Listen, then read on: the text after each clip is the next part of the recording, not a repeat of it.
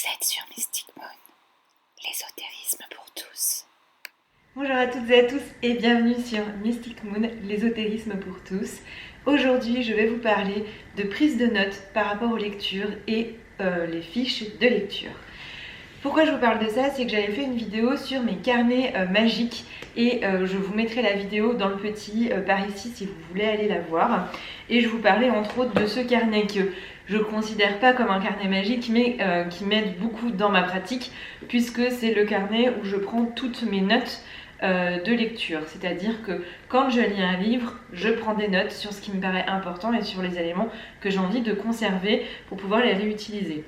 Et vous allez demander, ok, mais au-delà des résumés que tu peux faire sur ton carnet, est-ce que tu fais des fiches de lecture?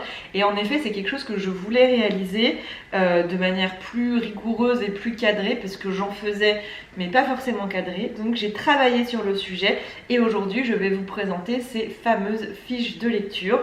Ce sera aussi l'occasion pour moi de vous parler de ce livre, puisque je me suis basée sur ce livre pour le faire. C'est Lawen en solitaire. Avancer seul sur le sentier des druides de Johanna van der Hoven et qui est aux éditions Danae, c'est eux qui me l'avaient envoyé, donc merci à eux s'ils passent par là. Voilà le programme de cette vidéo, du coup je vous laisse avec la suite. Donc, quand je lis ce type de livres, c'est-à-dire des livres qui sont pour moi en fait une forme d'apprentissage, je ne les lis pas le soir dans mon lit déjà. Je pense que ça c'est important de le dire, tout simplement parce que je suis dans un état où je vais tranquillement aller m'endormir et clairement ça va plus me maintenir éveillée que m'endormir, ou en tout cas je ne vais pas forcément en retenir ce dont j'ai besoin et je le vois pas finalement du coup comme vraiment un réel apprentissage. Moi j'ai pas une super mémoire et j'ai besoin de prendre les choses en note pour pouvoir revenir dessus. Là ça va, on est sur un livre qui est assez léger puisqu'il fait 128 pages, il n'empêche que 128 pages à retenir c'est compliqué. Du coup je fais ça le matin ou la journée ou en fin de journée, je suis assise soit ici soit à mon bureau et j'ai du coup ce carnet où je vais pouvoir prendre des notes. Donc c'est pas le premier, j'en ai noirci un certain nombre.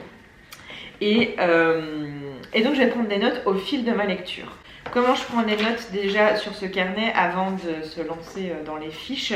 C'est que je mets tout simplement le titre et l'auteur et ensuite je note les têtes de chapitre et là je vais écrire tout ce qui me paraît essentiel à retenir.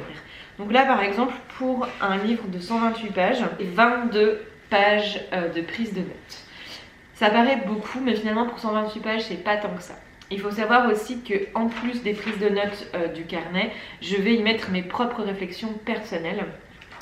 Et donc, tout simplement, je vais le préciser quand c'est moi qui parle. Je vais faire une petite parenthèse en disant, là c'est moi qui parle, c'est pas de l'auteur, c'est une réflexion personnelle par rapport à ce que l'auteur dit. Du coup, ça prend un certain nombre de places, une certaine place.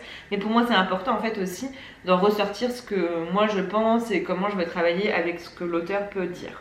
Donc voilà, c'est aussi simple que ça pour ce carnet. Je vais juste noter les têtes de chapitre et puis prendre des notes. Sachez que le fait de prendre en note, en tout cas pour ma part qui est une mémoire plutôt visuelle, ça va m'aider déjà à retenir ce que je vais écrire. Et ensuite, le fait de relire toutes mes notes, c'est un peu comme si je lisais le résumé avancé du livre. Ça me permet aussi de me rappeler, de me souvenir, et ensuite le fait de l'écrire encore une fois ici, ça va encore rentrer les choses. Donc finalement quand j'ai fini mes fiches de lecture, ça m'arrive d'y retourner, mais souvent en fait juste le fait de reprendre la fiche de lecture en main, ça y est je me rappelle.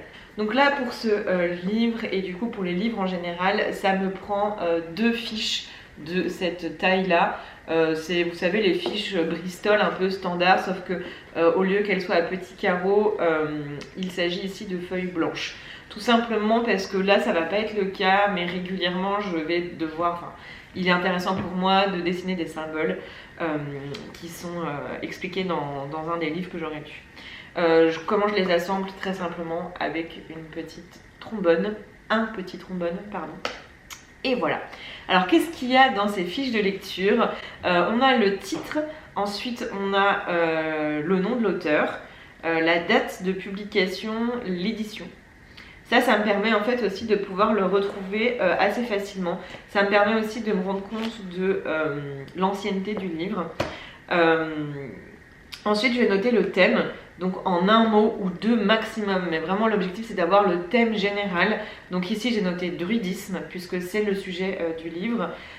Ensuite, j'ai une catégorie mots-clés, où là je vais aller écrire les différents mots-clés qui me paraissent vraiment représenter en fait la lecture. Donc ici on a druidisme, Awen, pratique, solitaire et initiation. Et ensuite, je fais un résumé. Donc là, c'est pas la dernière de couverture. C'est vraiment moi, comment je résumerai le livre. Et j'ai écrit « L'auteur explique comment suivre le chemin du druidisme seul, par des grands principes de vie, des rituels, par une connexion à son essence et à la nature. » Je trouve que ça résume bien, en tout cas, moi, ma lecture du livre. Et ensuite, on rentre dans les chapitres. C'est-à-dire que dans mes fiches de lecture, ce que je fais, c'est que je mets le numéro, ensuite le titre du chapitre et ensuite un résumé du chapitre en quelques lignes. Donc ce que j'ai déjà fait en fait dans mon cahier, mais là où je vais encore plus résumer. C'est-à-dire que à la première prise de notes, on va avoir tendance à prendre beaucoup plus que ce qu'on a vraiment besoin et du coup cette fiche de lecture va permettre de vraiment encore plus se recentrer sur l'essentiel. La prise de notes de ces chapitres est forcément différente d'une personne à une autre. Je vous conseille de ne pas prendre des fiches de lecture qui ont été rédigées par d'autres personnes que par vous. Tout simplement parce qu'on n'a pas les mêmes connaissances et on n'a pas les mêmes besoins. Il y a des éléments de ce livre que j'avais déjà connaissance et que finalement du coup ils sont pas répertoriés dans cette fiche de lecture parce que j'ai pas besoin en fait de me le rappeler et j'ai pas besoin d'en avoir note. C'est déjà quelque chose qui est identifié dans ma pratique, dans mon quotidien, dans ma croyance. Par contre, peut-être que pour vous, c'est pas le cas. Peut-être qu'il y a des choses qui pour moi sont évidentes qui ne le sont pas pour vous et inversement, des choses qui sont évidentes pour vous qui ne le sont pas pour moi. Donc forcément, on va pas prendre en note les mêmes choses, c'est certain. Aussi par rapport à ce qui va me faire écho en moi ou pas. Il y a des choses forcément qui vont pas nous interpeller de la même manière. Donc je vous invite à ce que ce soit un travail personnel et ne pas s'appuyer sur des fiches de lecture d'autres personnes ou qui pourraient exister sur internet parce que je pense que ça vous fera passer à côté de ce que le livre a vraiment à vous dire. Donc c'est pour ça que je ne vais pas forcément rentrer dans le détail des chapitres de comment moi j'ai pris des notes. Si vous voulez en savoir plus sur ce livre-là, je vous réfère à l'article que j'ai écrit qui vous le présente et qui se trouvera dans la barre d'infos. Donc on va passer assez rapidement, mais vous pouvez voir qu'en fait, suivant les chapitres qui sont indiqués ici, je vais avoir des prises de notes plus ou moins importantes. Typiquement, je vais avoir des prises de notes assez importantes sur qu'est-ce que le druidisme, parce que le druidisme c'est quelque chose que je connais assez peu finalement, et donc j'avais besoin de prendre plus de notes, par exemple sur le fait que ça soit une tradition spirituelle indigène de Grande-Bretagne et d'Irlande, qu'on est entre philosophie et religion, voilà, que c'est une approche holistique, donc tout ça j'avais besoin en fait de le prendre en note. Alors que par exemple sur le travail avec les ancêtres qui était le chapitre 5, j'ai quasiment pas de prise de notes parce que c'est quelque chose que j'ai déjà beaucoup travaillé, que j'ai déjà beaucoup lu, donc c'était intéressant de voir son approche, mais je suis pas allée plus loin, donc j'ai une phrase, enfin j'ai quelques mots en fait, c'est même pas des phrases, et ce qui m'a le plus marqué c'est le fait qu'il y a des ancêtres du passé et les ancêtres du futur. Donc ça c'est vraiment le truc qui m'a marqué sur la partie des ancêtres et du coup j'ai à peu près écrit que ça sur le sujet. Donc en effet ce ne sont pas forcément des phrases, ça peut être juste des mots juxtaposés. Par exemple pour le chapitre 4, Dieu dans le druidisme, j'ai mis pas de règles égale monothéiste, polythéiste, panthéiste ou juste philosophie. Moi je me comprends. Je sais que du coup les dieux dans le druidisme il n'y a pas de règles, il n'y a pas un panthéon en particulier et que les gens ils peuvent être soit monothéistes, croire en un dieu unique, soit être polythéistes, croire en plusieurs dieux d'un panthéon, soit panthéistes, donc croire en plusieurs dieux de plusieurs panthéons, ou n'avoir pas de croyance religieuse et prendre le druidisme comme une philosophie. Voilà. Donc un petit peu pour vous donner un ordre d'idée de comment en fait j'arrive à résumer. J'hésite pas à aussi utiliser des abréviations que je connais. Alors ça c'est issu de mes années d'études.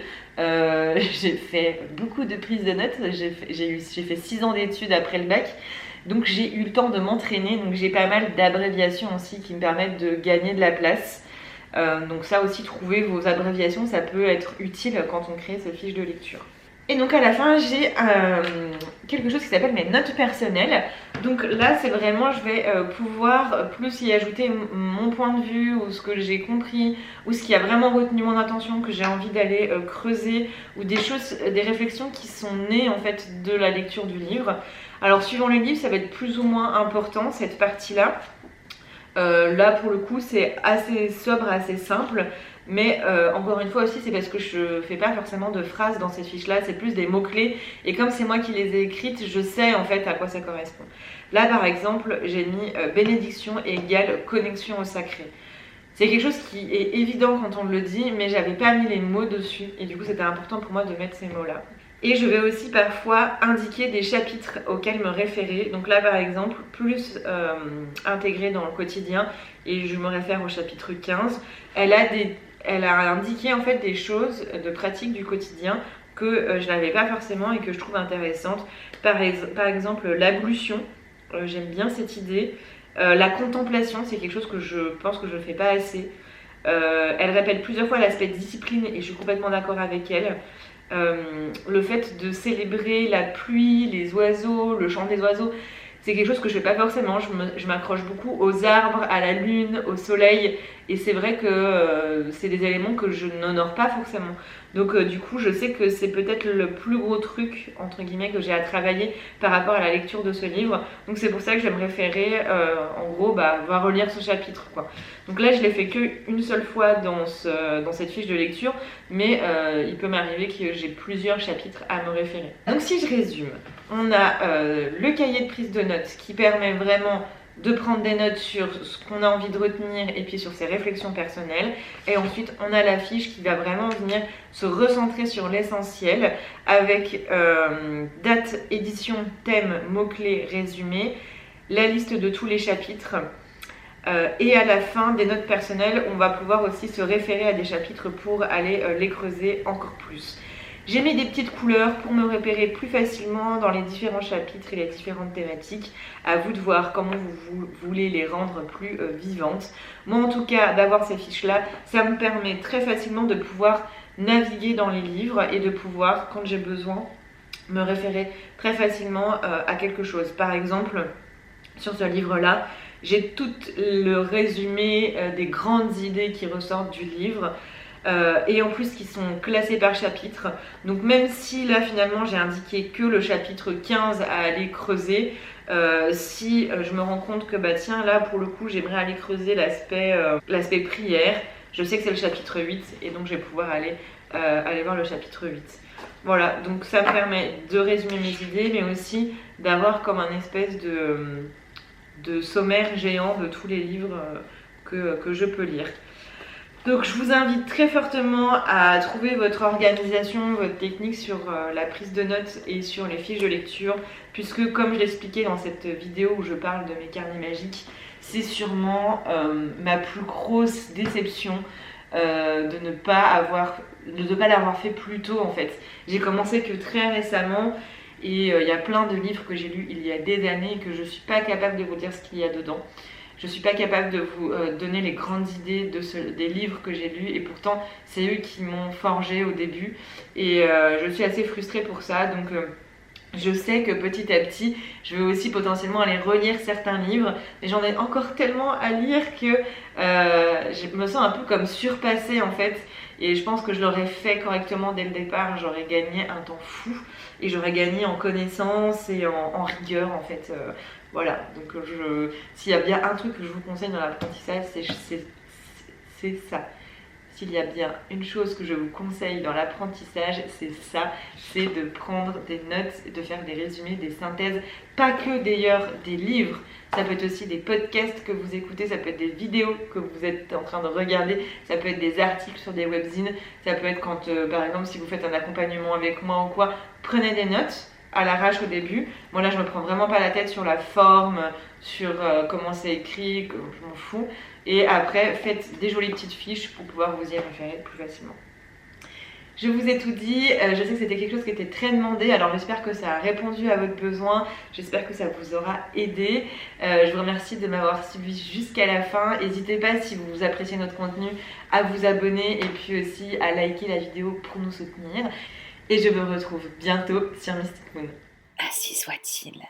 C'était Mystic Moon, l'ésotérisme pour tous.